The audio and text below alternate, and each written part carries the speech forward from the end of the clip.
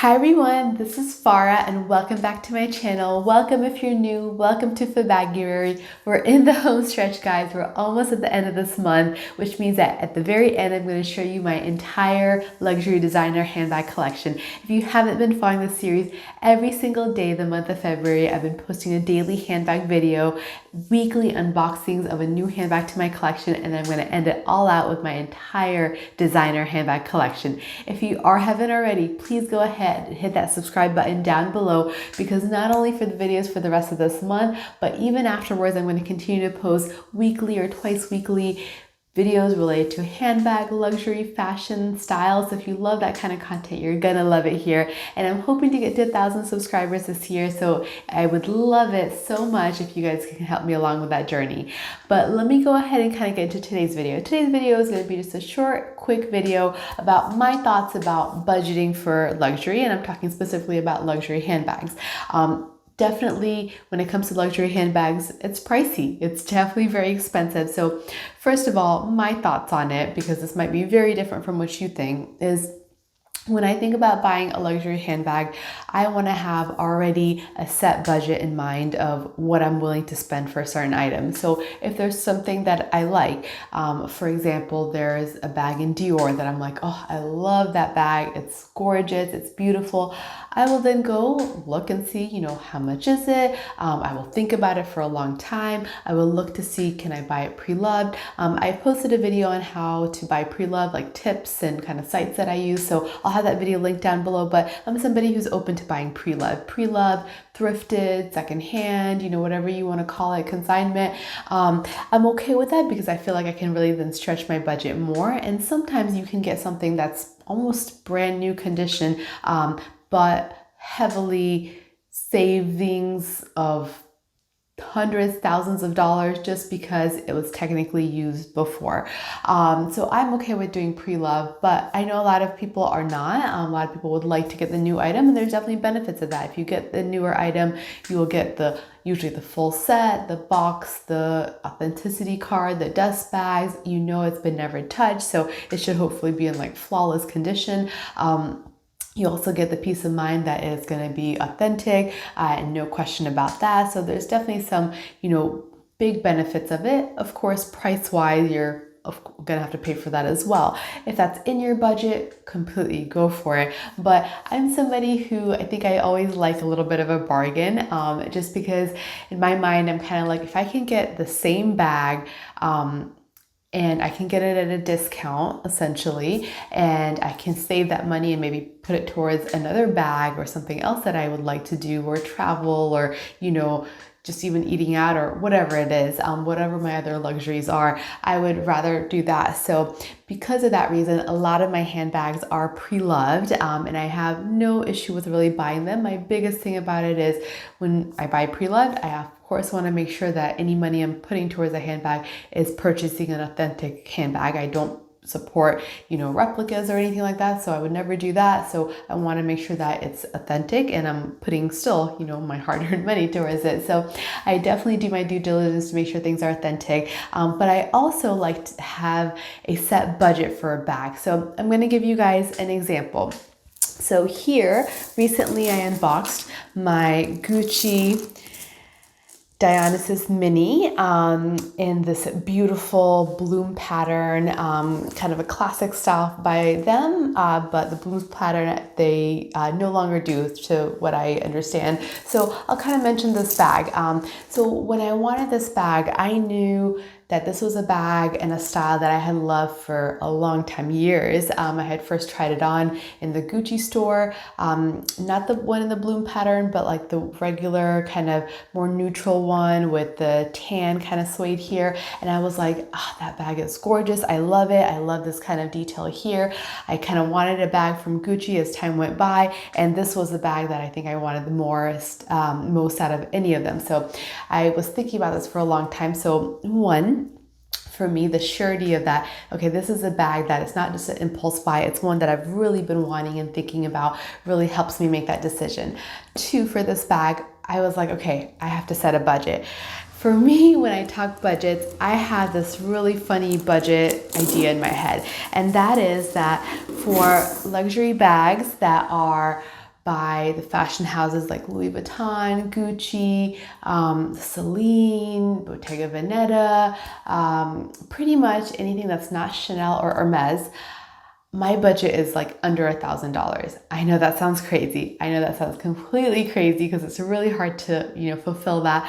But so far, every single handbag I have in my collection, I've been able to fulfill that. Even this one, for example, like this one I feel like is just so hard to believe. Most people don't believe it when I say that I purchased my Lady Dior, which is like, I think a bag that's close to $4,000 or $5,000 now, pre-loved. But I got this bag for under $1,000. And the reason I got that is because for me, I'm okay with a little bit of wear to it. I'm okay with not getting the box, the dust bag, those kind of things. I really don't want that or need that. So for example, this bag did not come with the dust bag. There is, as you can see, a little bit of wear. It kind of has lost a little bit of its structure, a little bit of corner wear as well here, but nothing terrible. I could take it to a bag spa, which I haven't done. It is the older model, so it has like the zip opening, but sometimes when it's like a more vintage older model, you get additional benefits. I mean, the hardware here is gold plated, which they don't do anymore. So that's kind of a nice, fun thing. And I actually like the zipper opening, which they no longer do. One of the other things is this bag normally comes with a strap and it didn't, but I have so many black straps with gold hardware that fits it. And I also knew that with this medium-sized Lady Dior, I was going to carry it mostly handheld for special occasions, and maybe I would have a strap on the inside, which I would just rarely wear. So because of all those things, I was able to get this bag for under $1,000, and it was also fun just to be able to hunt for something, because for me, sometimes just the hunt of getting these bags is just as fun as actually just going in and buying it. So I kind of had that budget in mind that, okay, I'm not going to spend more than, this amount, X amount, and I was able to fulfill it, which was exciting. Same thing goes for the Gucci bag. Because this bag was an older kind of model, so the blooms pattern is no longer in production, even though they still make the Dionysus bag. This blooms pattern is no longer kind of being produced, which is a pro and con. I actually love the blooms pattern, so I really wanted the blooms pattern. I think it makes it fun and just kind of playful, which I think is what Gucci's known for. So for me, that was like a big bonus. But I think because it's no longer, what's being made and produced, I think I was able to get a discount because of the style of it, and then also because this bag does have a little bit of corner wear. But again, nothing that bothers me so much. It still functions fine, it works fine. You really can't see that unless you're really, really looking up close, but the price of it being well under $1,000 when these bags normally are closer to $2,000 plus was worth it for me. So the money that I saved just in these two bags alone, I could then put towards buying something else. For example, when I bought my Chanel or my Louis Vuittons, which I also kind of maintain within the budget. Because Chanel and because Hermes are obviously very more of like the higher tiered bags, if you will, I'm okay to pay over $1,000 for those. But again, it depends on the style, because you could buy vintage Chanel pre-loved for sometimes just hundreds of dollars, right? You always hear about these amazing stories of people getting just great deals like on eBay and everything like that.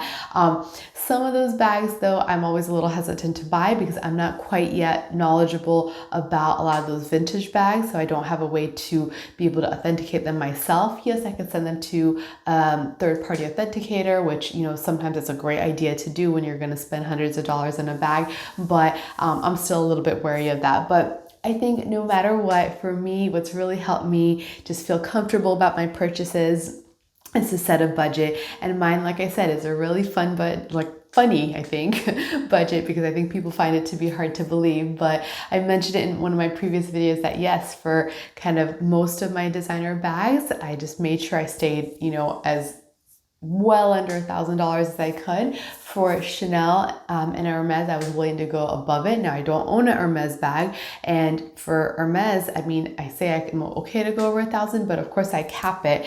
And right now for Hermes, I mean, I do not think I can ever fathom purchasing a handbag for more than like $3,000. I think that's crazy. So like my Chanel bag that I have is pretty close, just a little bit over $1,000. And then my, Hermes I don't have. Hermes I know is going to be way expensive, but even for that, I mean, my budget is that, okay, maybe I would go into the 2,000 range, but I don't think I would feel comfortable having a bag that's like over $3,000. I know that probably sounds crazy, but it's true. And in a way, it's a good thing because it kind of helps limit my purchases. And it's not just because I'm being super frugal. I mean, of course, that's a part of it. But for me, I think with having it just be a bag, a handbag, and if I'm carrying it out and I lose it or something happens to it, if it was like thousands of dollars and I know I could have gone on like an amazing vacation with that, I would pick the vacation over the bag. That's just how I am. I mean, that's kind of just my mentality. Everybody is different. I mean, this video hopefully is of no offense to anybody. I know so many of you guys out there who are handbag lovers, just like I am, have spent thousands of dollars on a bag and it's been worth it to you. And I think that's amazing because ultimately you have to feel comfortable with it. I think the higher and higher we go up on our bag prices, probably we all feel that kind of like, stomach gut feeling initially, but then once you've stomached it once, it kind of gets a little bit easier. But I'm setting a limit for myself because I guess I just want to make sure I don't get too crazy out of control.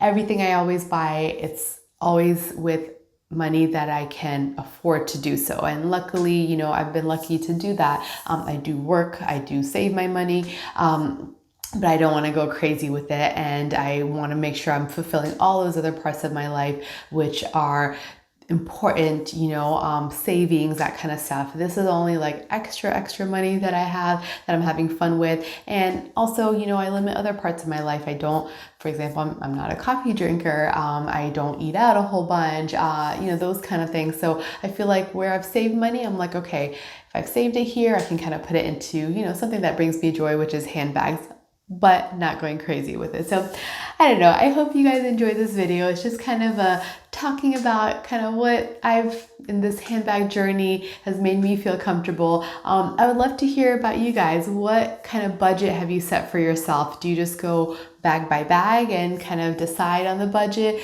Are you willing to pay retail over retail? Are you only willing to get a huge, absolute bargain and buy pre-loved, or buy it maybe where you're kind of selling some other bags to fund it? Would love to hear kind of what your tactics are. This is kind of what I've come up for myself, and it's worked so far really well for me and still allowed me to get the bags that I want. So would love to hear kind of what you guys have been doing. So if you haven't already, if you're loving this whole series in my channel, please go ahead, hit that subscribe button down below. If you love this video, please give it a thumbs up. And it was quite a chatty video, but hopefully this will open up some discussion in the comments below, because I would just love to kind of hear your thoughts about what you guys are doing in your luxury purchases. I think everybody has a different style and different way, and there's nothing to say one is better than the other. It's just ultimately what you feel comfortable with. But hopefully you guys stick around, and almost coming up, we're almost there. You're gonna see my entire luxury designer handbag collection. I am so excited to show you. I have so many bags in there. I believe I have like 15 bags. So it's amazing. And now that you know what I, roughly paid for them, I think that'll be kind of fun to watch as well. So please stick around for that. And go ahead and hit that subscribe button if you haven't. I hope you guys really enjoyed this video. Thanks so much again for watching, and I'll see you in my next video. Have a wonderful day. Bye.